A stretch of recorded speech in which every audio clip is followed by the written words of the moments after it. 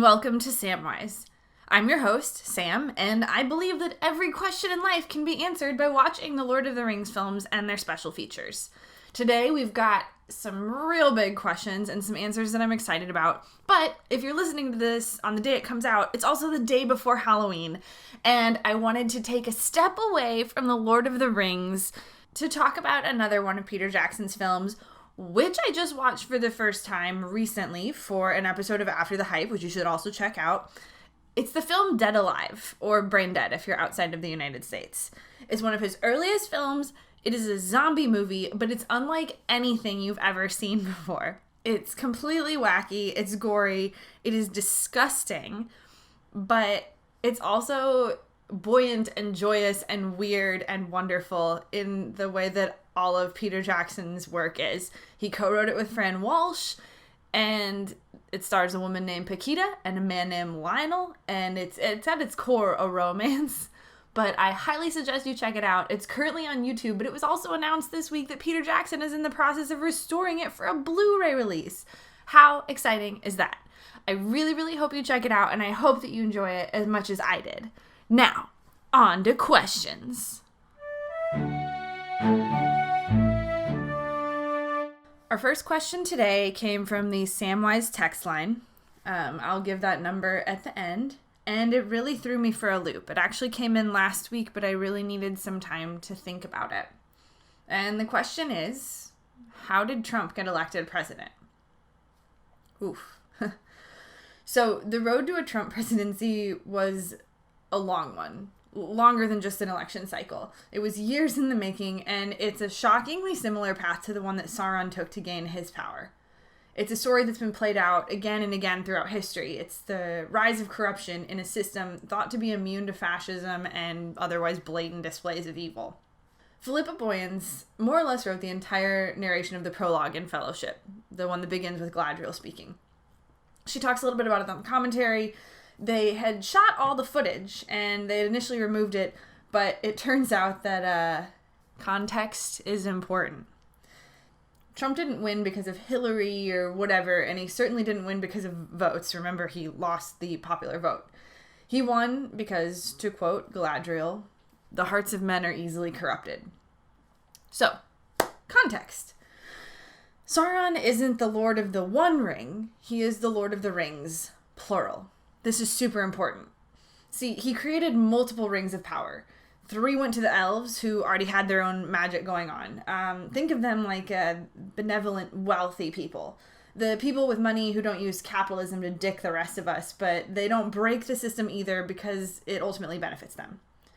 5 rings went to the dwarves. They cared only for their own riches, and they kind of hid in their mountains, and they cared only about their own gain, and they weren't bothered by the politics of the rest of Middle-earth as long as they got theirs.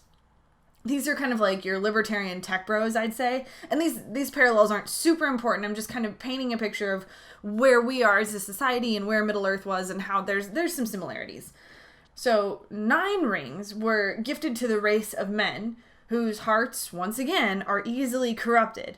9, so 1 more than what everyone else got combined, to the capitalist, pro-industry, anti-nature, selfish men who think of themselves as individuals rather than their place as citizens of Middle-earth. Then Sauron used the one ring that he forged in secret to control the other rings. The rings most loosely correlate to like concentrated wealth or prestige, and Sauron could control the financial interests, as it were, the parallel version of financial interests, to manipulate people, and in particular human people. Guess who else wants to do that? In our modern times, the people who helped the racist orange puppet who speaks only gibberish to get elected. But wait, there's more. See, the men, the rottenest with the most, they fell to the ring in a big way, forsaking their humanity and becoming wraiths. All those people who say that they're fiscally conservative so that they voted for a racist who declared himself a nationalist, which is listed in most of the sources as a synonym for fascist, with the bonus of racial undertones, these guys have basically done the same thing. They've sold out their humanity for money, or the potential for money in some cases. Anyway, back to Middle-earth. As for the rest of them, those without power, the normies, as it were, they got manipulated as well. In the case of Sauron's second rise to power, which is through the course of the Lord of the Rings films, hangers-on like Saruman helped in his manipulation. Saruman thought that he could share power, and like a total idiot, he created an even more toxic and dangerous industry that was just destroying nature. And he used his good magic, he let that get infected and turn evil, and in turn infected the minds of others. Like King Theoden, who fell to Saruman, under the control, without realizing it, of Sauron. So Theoden fell, he banned the good people from his kingdom, sacrificed his poor people to the Uruk-hai, and kept bad advisors like Wormtongue around. Gondor gave up its kings, a system of government that functioned well in this context, and instead put in place stewards, whose poorly defined and ill-regulated rule led them to creeps like Denethor, who, again, sacrifices willingly his people to war for his own need to feel powerful. Meanwhile, while all of this is going on, the elves and the dwarves wash their hands of the situation, as did the Ents. The hobbits have always been pretty isolationist, so they carried on as per usual. So even the good people of Middle-earth, or the people who were capable of good, contributed to Sauron's rise through their complicity. And then there's Gandalf. When he tried to blow the whistle to highlight the horrible shenanigans that were afoot, he was not believed. He was imprisoned in a tower, and he had to make his own way, eventually having to sacrifice himself. Dr. Christine Blasey Ford, anyone?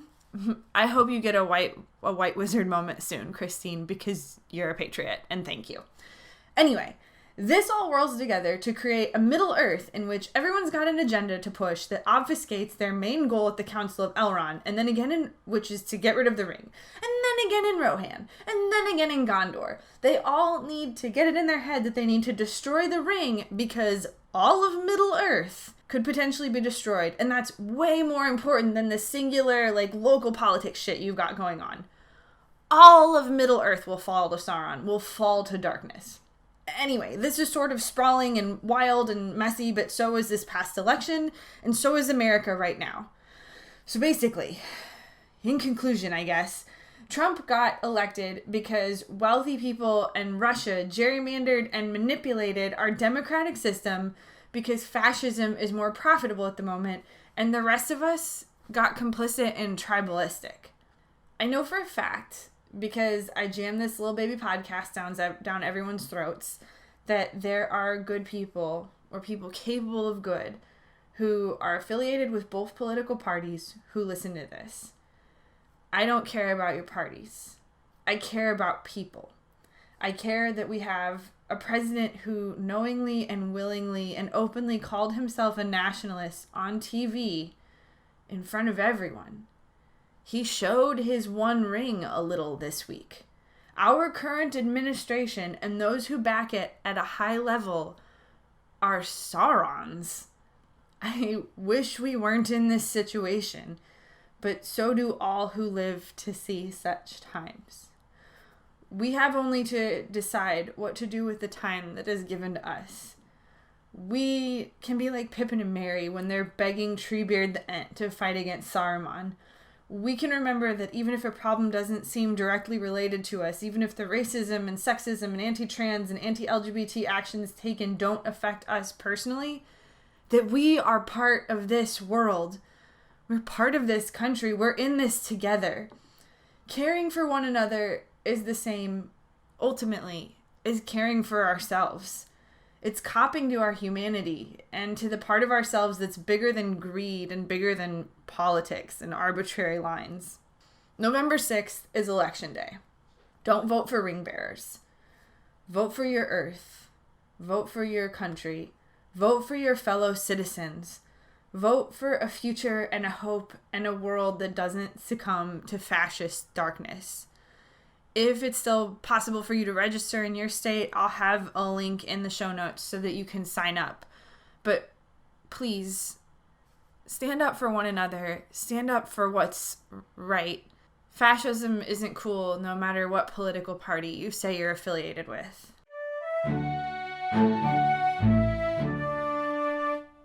So I guess that's it for today's episode. I was going to answer a few more questions, but I think this one deserves to stand on its own. Thanks, as always, for tuning in, and if you have any questions, I really want to hear from you. You can text me at 608-561-2755. That number also leads to a voicemail where you can leave a question, and I would love to play it. You can also email sam.wise.ath@gmail.com. We've also got our own feed now on iTunes and on Google Play, so please rate and review. I'd really appreciate it. And don't forget to tune in to the other After the Hype Network podcasts. There's Venture Bros, a Venture Brothers podcast on Monday, and on Thursdays you can listen to After the Hype, which I sometimes co-host. It's just a movie podcast where we talk about and get nerdy about movies that are past their hype phase, so we can really take a look at what's going on there. There's also articles every week at athpod.com. Some of them are written by me, some of them are written by the excellent After the Hype team, and some of them are even by guest posters, and they're all really wonderful. I encourage you to check it out. As always, you can find me on social media at SammyJane613.